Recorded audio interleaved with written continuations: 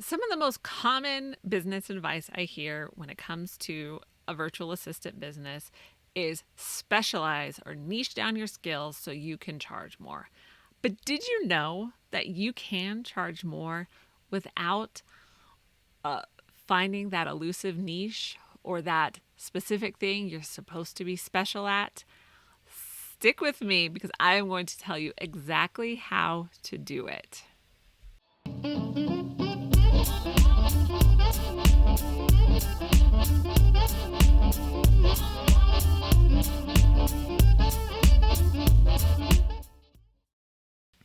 Hey, mom. So, welcome to the Momtrepreneur Life Coffee Chat. I am Jody the mom from lifeunboxed.blog.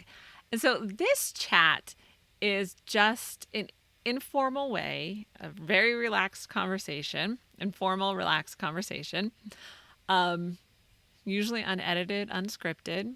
I have a few notes. So, if I look down every now and again, I'm looking at my notes. But it's a chance for me to share from my almost 10 years of experience as a virtual assistant, work from home mom, homeschool mom, whatever hat you want to stack on top, just go ahead, throw it on. I've probably done it all.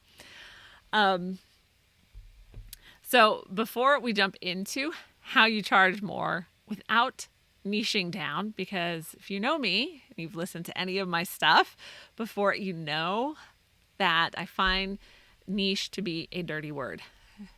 Not in the sense that it doesn't work. It has worked for some people. So I'm not going to just blithely, throw it to the side. But I think we've pushed so much on this one idea. We've hyper-focused on this one idea that we forgot there are actually other ways to do things as well. So that's what I'm pushing back on. So I may push hard because the pendulum needs to get swung back to have a little more balance in this area. But before we do that, I want to invite you to watch this week's episode, The Emotional Stages of Building a Business. And I think we all can relate to every stage mentioned in there.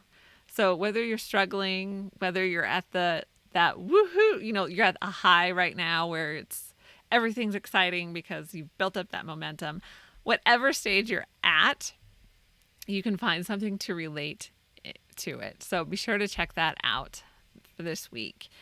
And since I find niche to be a word, a 4-letter word, that's really 5, I actually created a free workbook for you. So it's a 20-page workbook called Mom Boss 2.0, and you can find that I'll leave it in the show notes below, but it's also on the website.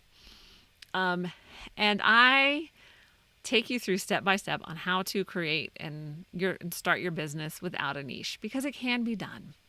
So without further ado, grab your coffee and let's jump in.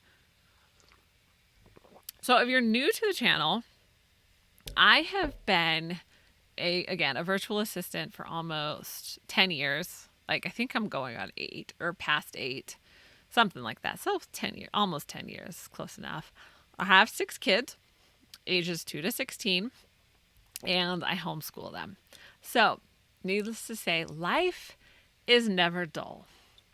But I have big plans. I have big ideas. I always have lots of ideas to create a course. So I want to create a course for the Mom Boss 2.0 workbook to go along with that, so that I will actually be coaching you through how to do it all. So that'll be a lot of fun.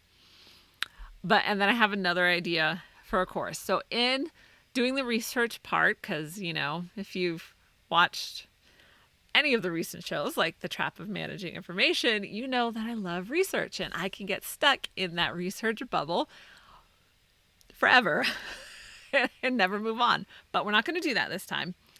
But anyway, in all of my research, I'm coming across the suggestion. So in different virtual assistant courses, the suggestion that you need to specialize and niche down so that you can charge more for your skills.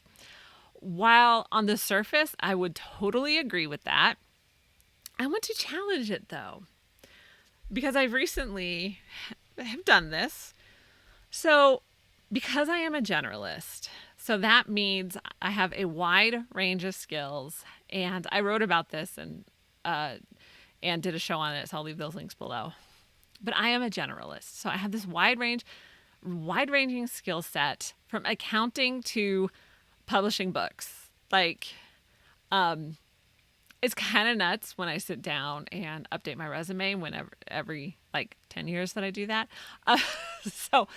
But I cannot be shoved into this round hole because I'm too much of a square peg. I don't fit into those perfectly round holes of your niche. And so I wanted to challenge the idea that the only way to charge more for your skills is to specialize, because that's not true. So recently, I have been working on these books for a client and publishing them on KDP. And so I broke down like all the roles that I'm filling. And I said, I'm the artist because I'm creating the covers. I'm the art designer because I'm designing the covers and designing the interiors. I am the ghostwriter because I'm filling out the content that I was given. So I'm writing about 80% of the book of what I was given. So I'm the writer, I'm the editor, and I'm the publisher. So how many? I lost count. Was that 6 or 7 roles?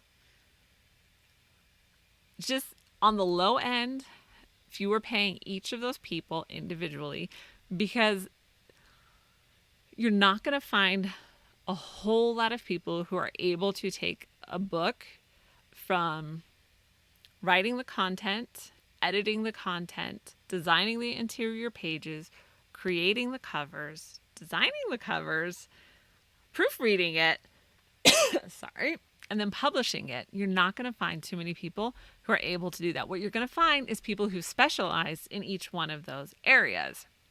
So for small businesses who can't afford to pay $2,000 to $3,000 for each of those areas, they need a generalist. And that's where I come in, because I can come in and say, I can take the book from raw material to completed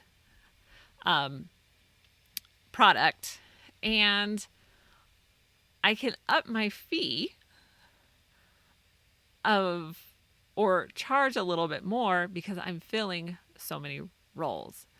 And now, granted, they're looking at one person to do all of this because they are on a budget as well. So that's always something to consider.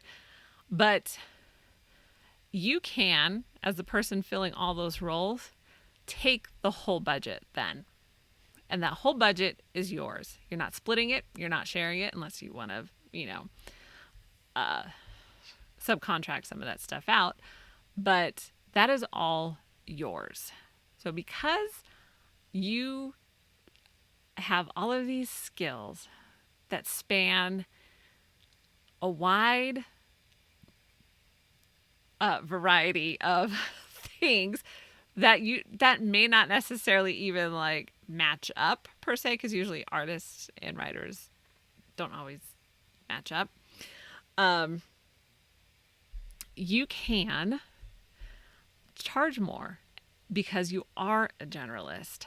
So if that's you, if you're not a specialist, if you're a specialist, rock your specialty, go for it. This is in no way saying that you shouldn't do that. But I heard it so much when I was starting out that it was really like spent months in turmoil trying to figure out what I should be good at. What should that one thing be that I should only do? And then I started getting clients that honestly needed a generalist and not a specialist. So I embraced that role, and you can fully leverage the fact that you are good at a lot of things, not good at just one thing. So, Mom, if you are struggling trying to figure out what I'm supposed to be special at and nothing is working, then forget it. You don't have to be. And you have permission not to find a niche.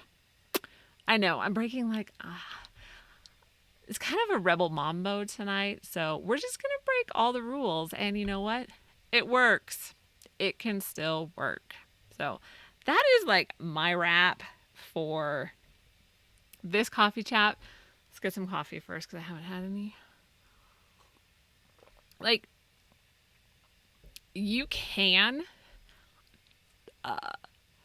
blaze your own trail and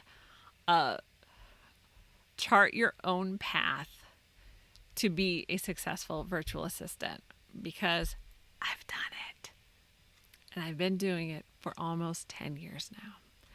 So you don't need to specialize. You don't need to specialize to charge more, because you offer a lot as a jack of all trades. And so, moms, that is a wrap. Let me know what you think. I want to know if you're a rebel mom or if you've had success specializing it, because I know you can. So I don't want to downplay that. But for those moms who've been in turmoil trying to figure out what to be special at, this one's for you. So be sure to grab the workbook. Seriously, like, I don't like cheap like lead magnets. If you're going to give me your email address, I'm going to give you something good. Like, that's just how I am. So be sure to check out the workbook and get one for yourself. And I will see you in the next coffee chat.